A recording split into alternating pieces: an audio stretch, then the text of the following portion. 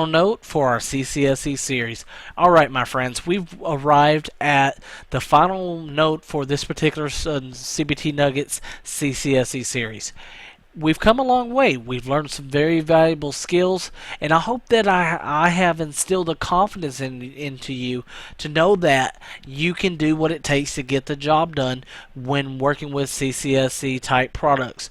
Whether you're setting up VPNs or clusters or any kind of redundancy options, or jumping into some of the advanced configurations and different things that you may need to do via the command line, I want you to be completely comfortable, and I feel that you should be at this point. That if there's any questions that you have, feel free to contact me or drop me a note through cbtnuggets.com. But what we're going to see in this final note here is we're going to look at monitoring vital Smart Center server stats, where we're going to look at some kind of housekeeping and some best practices that I've kind of learned over the years that I've used for Checkpoint products, and some things that I've gotten burned on some with the Smart Center server. And that's some skills I wanted to pass on to you guys. We're also going to talk about some study skills, where we're going to look at some key ways that you want to study for your Checkpoint CCSE certification, and we're going to look at some home lab config information, where we talk about how to set up your home lab to help you study for your Checkpoint certification.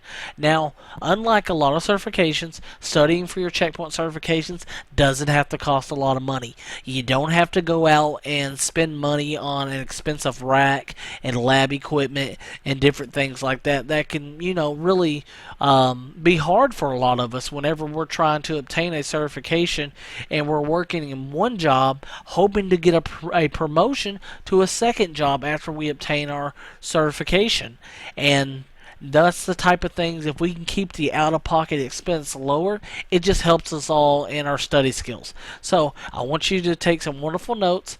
I'm going to present some best practices, some points, some things, and let's close out this nugget on a bang and get ready to take our CCSE certification. So let's continue on from here and review some things for our final note. Alright everyone, we have arrived at the final nugget for this CCSE series, and that's going to be a nugget that I like to call the final note.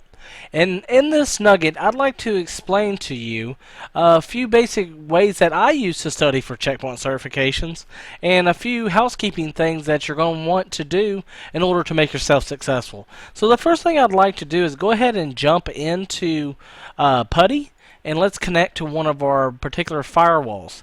So we're going to connect over to Nugget Firewall 1A. But actually, for this example, let's do the actual Nugget management server, which is going to be our 10.20.1.20 box. And we're going to connect to this particular one. So it's the first time we connected, so it's asking us to confirm the RSA fingerprint key. So we'll say yes to that, and let's log into it. And once we log in, looks good. Let's go ahead and clear this particular screen at this point. Alright, so the first thing I want to talk to you about is management of your particular management server. Now, one thing that will kill you quicker than anything is running out of disk space on your management server.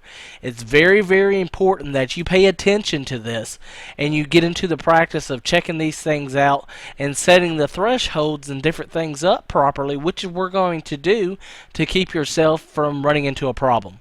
So, one command that you're going to want to be familiar with is the df command. I like the dfkh command because it shows me the file system in a nice, easy readable format. So we have the current size, the used values, the available values, the percentage used, and the particular mount point on the partition in the hard drive. So the one that's pretty much the most important that I deal with quite the most is going to be our var partition. Now, our var partition is where all of our log information and all those bits and pieces that make up this particular management server come together. So what we're going to see here is under the actual var partition, currently we've only used 1.2 gigs of data. We have available 10 gigs. So that gives us a net use of about 11%. So we're going to be in pretty good shape in this particular management server for some time now. So that's the actual command line side of things. Let's dive into the dashboard, and we're going to take a look at a few things that you're going to want to set up just to protect yourself from running out of disk space and to help you and alert you to any type of errors that will pop up is the main point I want to make. Alright, so we dive into our dashboard here and we open up our Nugget Management Server. Now once we get into our Nugget Management Server, we have this option right here under Logs and Masters. Now under Logs and Masters, we can set up some parameters right here, and I do recommend you doing this. So what we're going to do is the first thing we're going to look at is log switch when the file size is.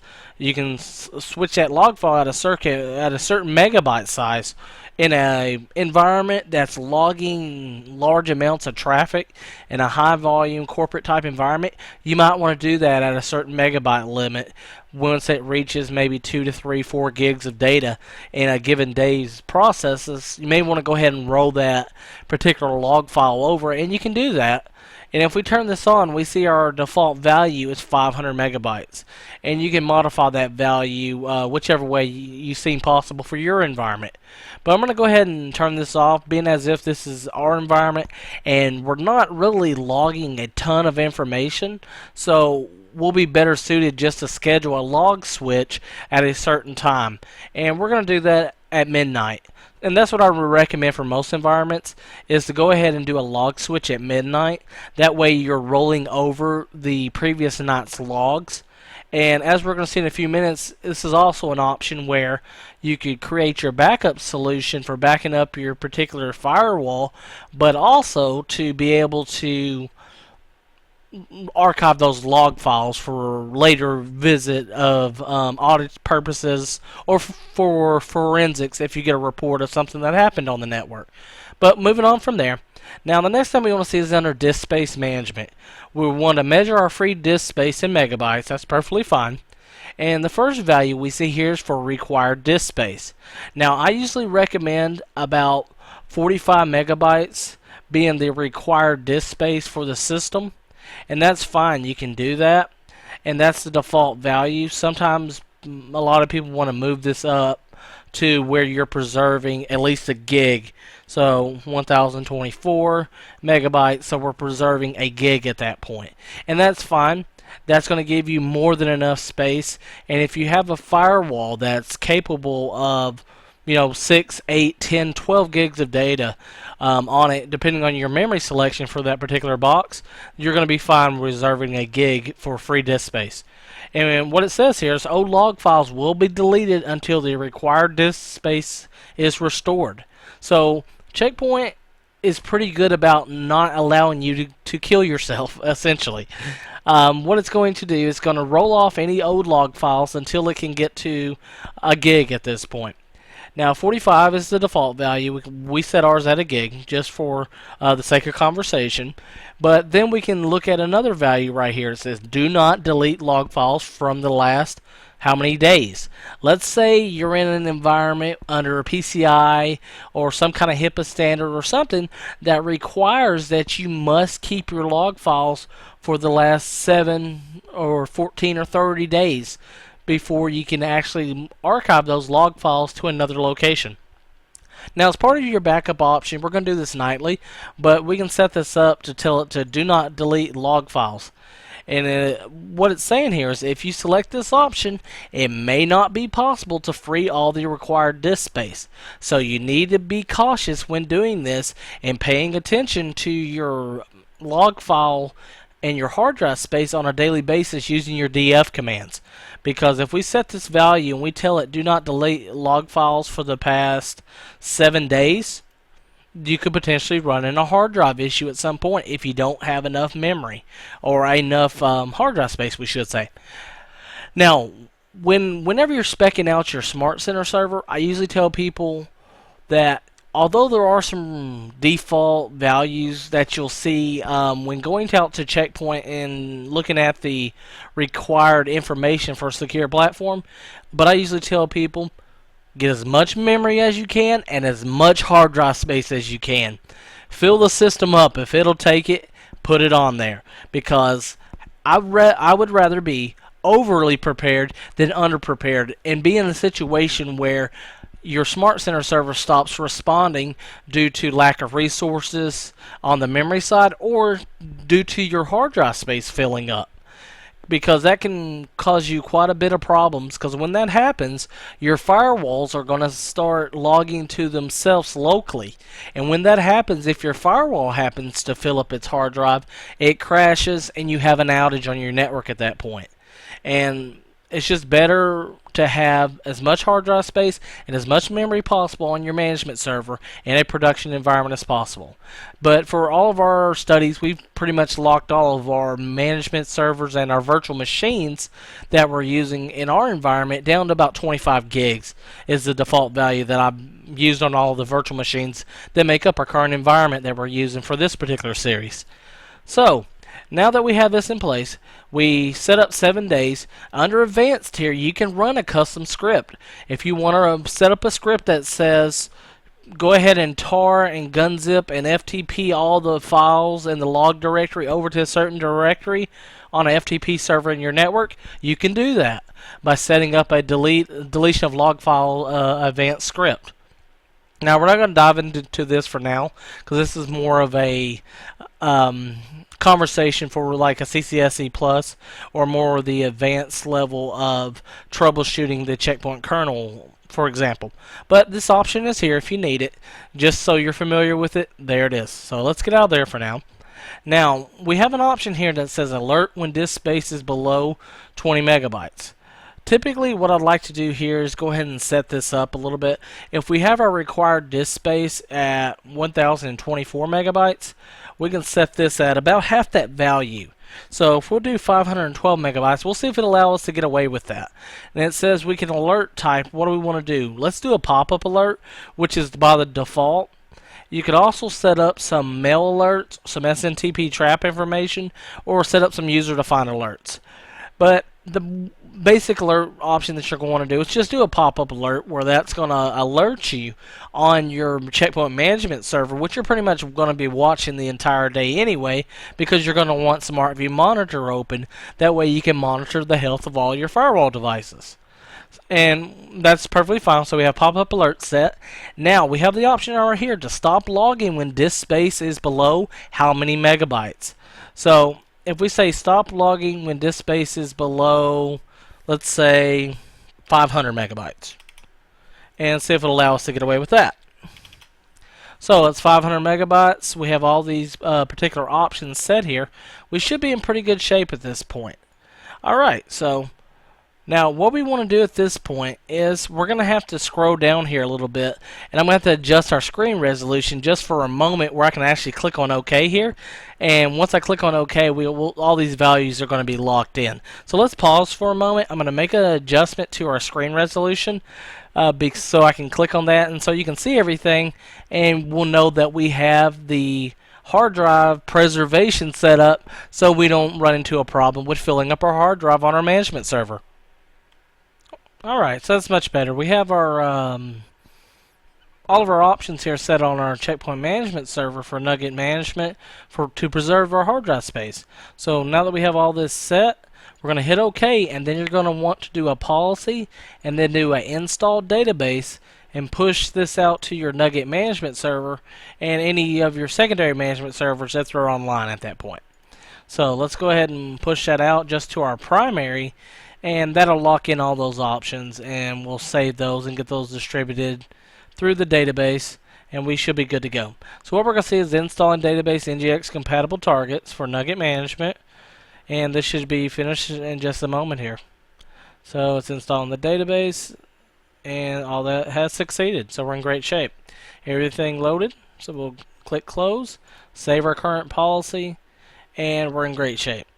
Now, the next thing that I want to cover as far as housekeeping would go with your checkpoint configurations, that is going to be backing up our actual configuration for a daily backup option. And what we're going to review is we're going to just jump into the checkpoint web UI, we should say, for our web UI user interface. So let's go over to https://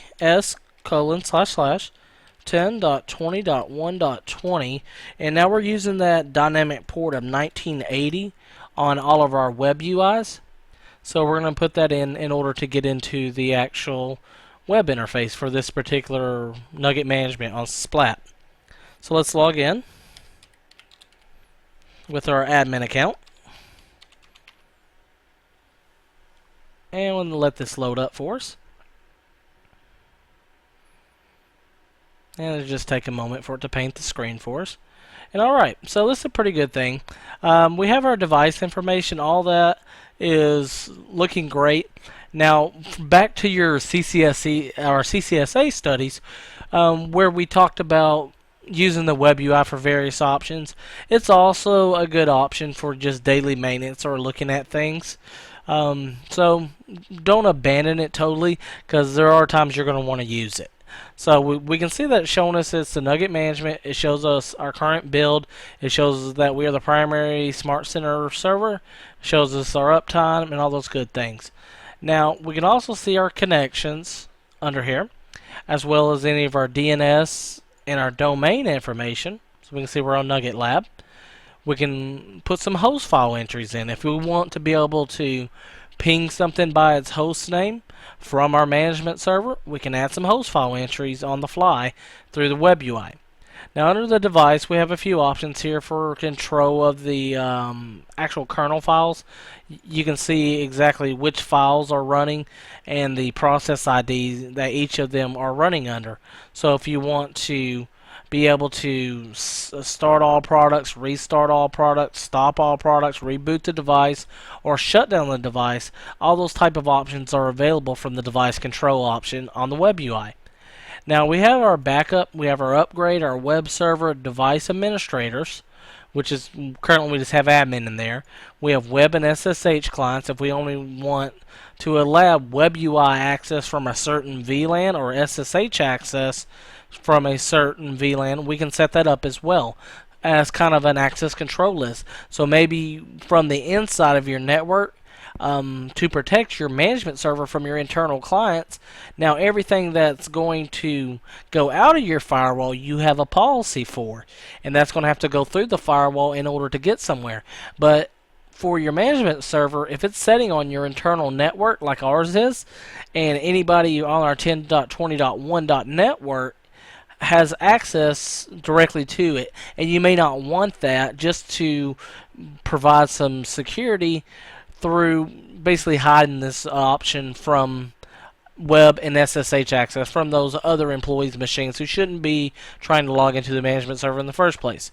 So you can set this up to say that only from a certain subnet or from a certain host I want to allow web UI access and SSH access, and you can set that up. And we see the option for administrator security. So we can set this up if we want to lock our administrator's account after 3 failed logon attempts. And we can unlock our administrator accounts after a certain time threshold as well. Now the thing I want to look at, and what we're going to really dive into as far as housekeeping for our system, and that is going to be the backup. Now currently we don't have a scheduled backup in place. Now we're going to take a look at this, and earlier we talked about a Nugget option where we were going to set up secure copy or an SCP of our files from our Nugget management server out to an SCP server so we can automatically back up any type of file on the fly through a scheduled backup. Now we still have SCP as an option, but I have all this reverted to its default values just to look at some things about the actual log files. So if we go under our actual scheduled backup, we can set this up to enable a backup occurrence start at 0000. So at 12 midnight, we could do it the first of the month, or when we're talking about a management server, I like to go ahead and choose a backup for every day of the week for this particular management server because it's quite important for us. Now, as we actually perform this backup, we're going to want to SCP it off or TFTP it off or even FTP it off the box whenever that particular option is available to us. So that's always an option that we want to do, but the main thing that we're going to look at is right here. We can include our checkpoint product log files in the backup. So if we turn this on, what this is going to provide for us, it's going to give us a daily occurrence of backing up everything in the FW1 log directory. So we're going to go ahead and click apply on this for now. And as we can see here, it turned green. It says that we are enabled, we're in good shape. Now it says, note, to restore the backup, run the restore shell command from the device. So we're all pretty familiar with these types of options. These are some of the skills and knowledge and things that we learned through the CCSA studies, but it's a good idea to revisit some of those just to keep them fresh in your mind. And if you're going to be studying or deploying this in any environment, you want to know about it. You want to use these options because they are available. They're very valuable to you, and definitely a best practice for sure. Okay, so now that we have that done, let's go ahead and close off this particular web UI. So we set up our actual management options, and then actually the main thing that we want to also look at as part of that is whenever you are taking care of your hard drive maintenance or looking at the partitions, one area that can potentially be a problem is inside the var directory of all things, and that is the actual CP backup file. That's why I always say whenever you create a backup of your checkpoint devices, immediately SCP or FTP or whatever option you want to use to get that particular file off the machine is the best practice, because under var we have a directory here. If we could do a change directory to /var and we do a list, we see CP backup. And so we have the CP backup option, and the CP backup file, if you're running a daily backup of your particular checkpoint device, that is where it's going to store the files. So if we CD over to CP backup, list what's in there. We have our backups directory, our conf directory, our log, our schemes, and our temp.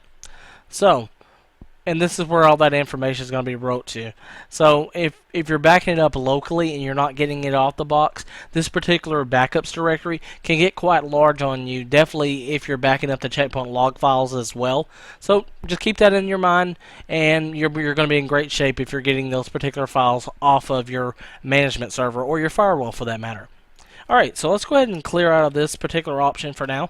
And as part of some of the study options that I wanted to talk about, and that is how do you get yourself ready for that actual certification and that job in network security that a CCSE is going to provide for you. Well, the thing that I cannot say more is basically that you need to study. When I say study, I mean you need to install checkpoint products time after time after time, because that is going to be the only way that you get completely comfortable with every option that someone can throw at you on a checkpoint device, and you can say, oh yeah, I know what that is. That's not so hard. I've done it 100 times. And that's part of the whole option of falling in love with the product. You're going to be in great shape learning checkpoint products, and I'll probably say you'll always have a job in network security if you maintain your knowledge, you maintain your certifications. You're going to be in high demand, because at this point, Checkpoint, as stated, is the global leader in network security. So you're always going to be in great shape just learning these products. And what I'd like to also state as part of our studying skills with this is whenever you're going to study, a lot of time people will say that, you know, I can't really afford to buy anything for my checkpoint studies, so what do? I have a few recommendations for you. The first recommendation that I have is use VMware. VMware is perfectly free when using the VMware server option, which you can get on VMware's website, and you can build virtual machines for free. You just need a machine that's capable of holding a couple machines. I usually recommend between 2 to 4 gigs in a particular box for your studies, because you're definitely going to need everything in this particular lab that we've ran through. You're going to eat up around 2.5, 3 gigs, given whatever particular nugget you're working with. So it's good to have about 4 gigs if possible. If not, you can usually perform the things that you need to perform with a little bit lower memory options. Most of our virtual machines have about 512 megabytes of RAM. So let's take a look at that. So we're going to issue a free command. So this is our free command, and this is going to give us our actual stats on our memory. So our current memory, it says total, it says 510 total, used 270, free about 240. So we have about 512 megabytes of RAM that we're using for this particular Nugget management server. So we can keep tabs on this particular memory by using the free command or the VM stat command you're going to want to be familiar with as well. And this will tell you what you're swapping and the actual system information, your CPU idles, and all those good things. And that all comes back to some of your command line options. And you can also use the command for basically seeing everything, and that's going to be a top command.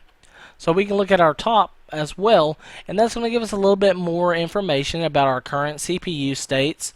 And if we have multiple CPUs, we can see exactly how those CPUs are working. Because at this point we have 2 in this box, and we see that it's about 99% idle, and one of them's at 100% idle. So different things to keep tabs on your memory and to think about whenever you're setting up your lab environment for studying is just using VMware, because it's a free option, it's going to work for you, and that's why I tell most people studying for your checkpoint certification does not have to be very expensive. You know, you get your checkpoint lab set up, because that's usually the biggest part of any expenditure when studying for a certification, is setting up the lab.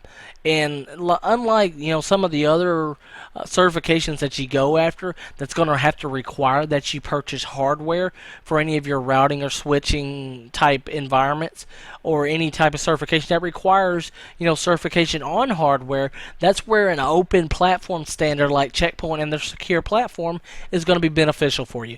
So we talked about using VMware. VMware is always an option, so you get VMware set up. Now, another thing you may hear time to time is, where I don't have the software, how do I get secure platform in my hands? How can I actually find the products? So, and that's one option I wanted to show you as well. So let's go ahead and open up Checkpoint's website, and once you get to checkpoint.com, this takes you to the home page. And from the home page, let's see here, I believe it's try.html.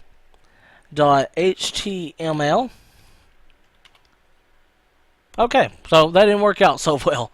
So let's just do a search here, see what we get. Try product.